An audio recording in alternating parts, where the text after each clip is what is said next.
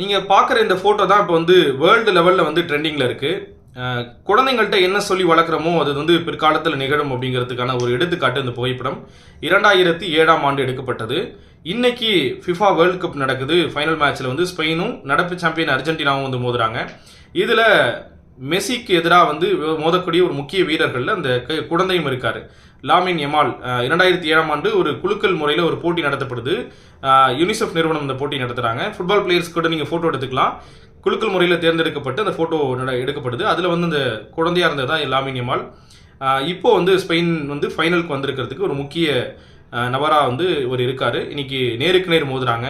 எதிர்பார்த்துருக்கவே மாட்டாங்க. ஆனால் யமாலுடைய தந்தை வந்து சில ஆண்டுகளுக்கு முன்னாடி ஒரு பேட்டியில் சொல்லும் பொழுது அவன் பெரிய ஃபுட்பால் நட்சத்திரமாக வருவான் அப்படிங்கிற நம்பிக்கை எங்களுக்கு இருந்தது அப்படிங்கிற ஒரு கருத்தை சொல்லியிருந்தார்.